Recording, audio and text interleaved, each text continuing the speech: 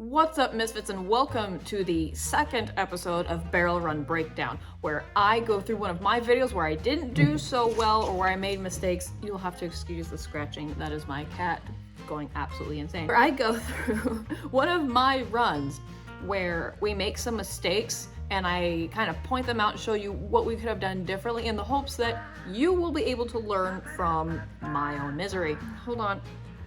Come here, you little new jelly bean. Hi. You need to go on the floor. First, before we get started, if you like this t-shirt, hang on, no such thing as luck. If you like that t-shirt, go to Cowboy Revolution and use code MISFIT12 to get a 15% off discount. As I said, we're going to go ahead and break down this video. In this one, I decided to do polls because there doesn't seem to be a whole lot of like pole bending like stuff on YouTube. I mean, I've seen some, but not a whole lot of like helpful videos. So in this run, this is Evie's, not even really her 10th run running poles, and she ran a, hold on. Baby! It will survive. It will survive. I know. It will survive. Okay. Happy baby. So, for this video, as I said, pole bending, there doesn't seem to be a whole lot of like helpful pole bending videos on YouTube.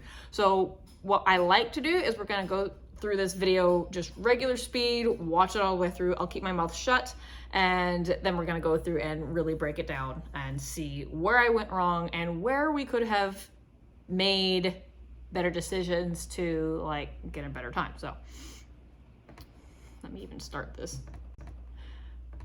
All right, so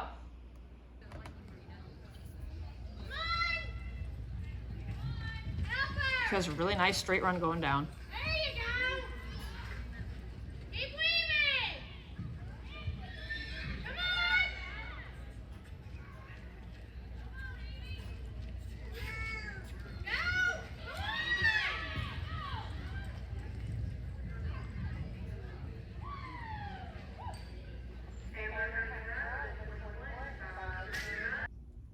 Okay, so it was a 21.579. It was a pretty good run. We could have been a lot faster in many different areas.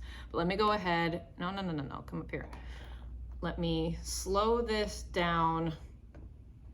Speed, we will half speed. First, I want to show this run down.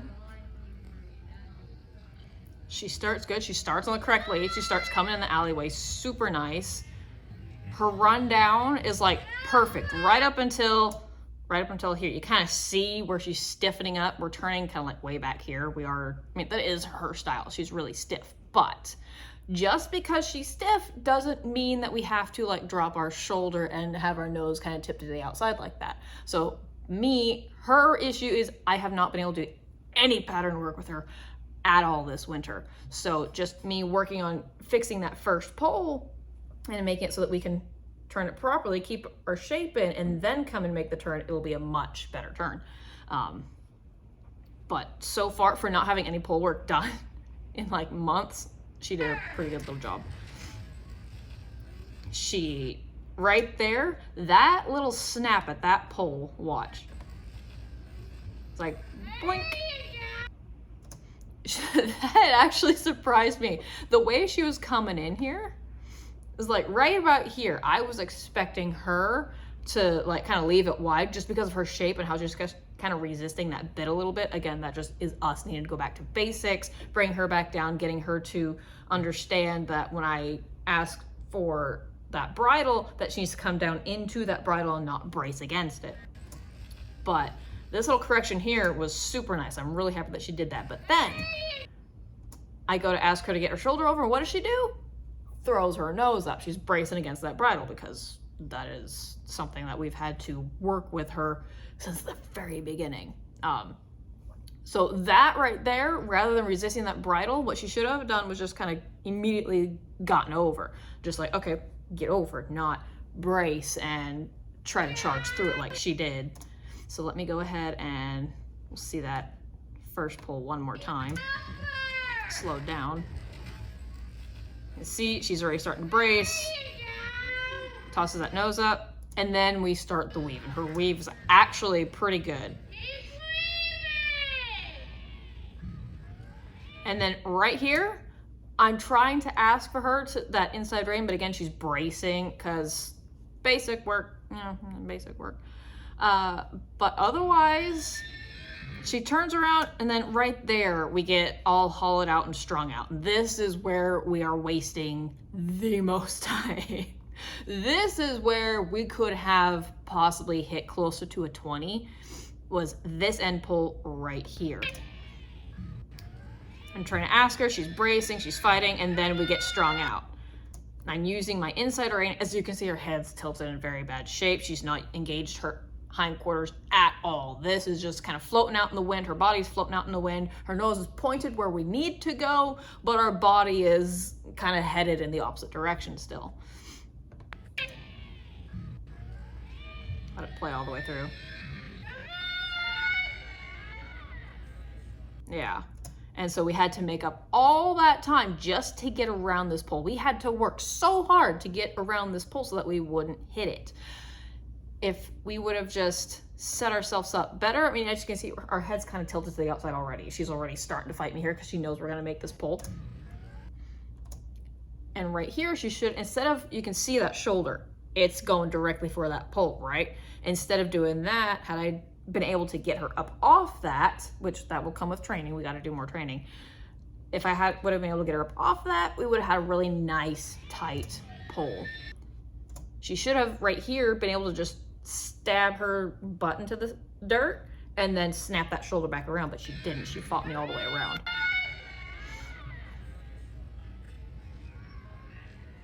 And then we correct ourselves pretty good. We have a good little weave going. As I said, she's got a stiffer style, so that works really well for pole bending. Because when it comes to pole bending, guys, just because it says bending doesn't mean we bend. The stiffer your horse is in the weave, the straighter they run, the faster your weave is going to be.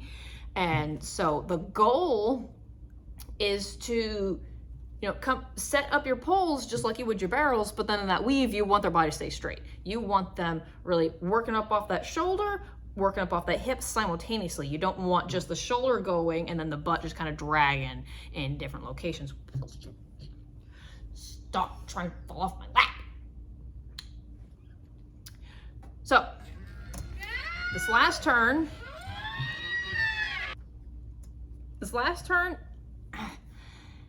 it's a little bit frustrating, not gonna lie.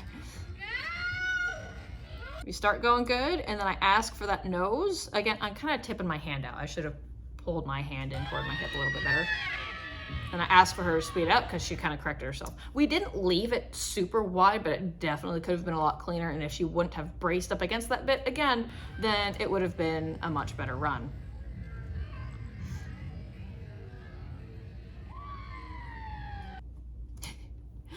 But, I mean, for being 3 years old, technically 4 with AQHA, for being 3 years old, 4 years old, not having any pattern work done, all winter long, no pattern work, she's a young mare, being able to run that clean of a pole pattern, I mean, she's going to be a phenomenal pole horse. She still does have some growing to do, but she only started running poles, when was it? November? And this video was in March. It was the first Saturday of March. So, I mean, her second run out, she ran a 21.5. But anyway, let's go ahead and play this video through normal speed one more time. Kind of really see what my hands are doing. I am split reins, by the way.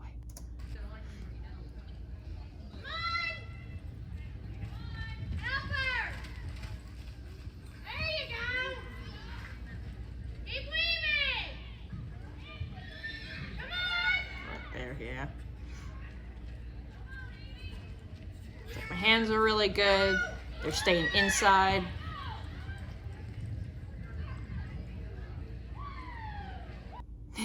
And shortly after this run, we did discover speed, and I took her to a show, and she actually ran a 20.8. It was a bobble pole class, granted.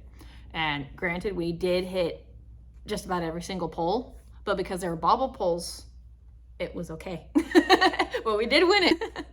But anyways, If you like this video, go ahead, leave a like. If you like what I do on this page, go ahead and subscribe. It's still a fairly new page. I'm working as hard as I can to get it to grow. I do run 2 businesses, so it's really hard to run 2 businesses plus make content for you guys. Trying to get on a normal schedule when my other businesses are not on any kind of schedule is really difficult. But if we can make YouTube more of a thing, then I can definitely start doing more of this for you guys. So anyway, as I said, go to Cowboy Revolution, get you one of these cool t-shirts. They got so many other cool designs. Use code MISFIT12 to get 15% off your order. And with that said, I will see you all in the next video.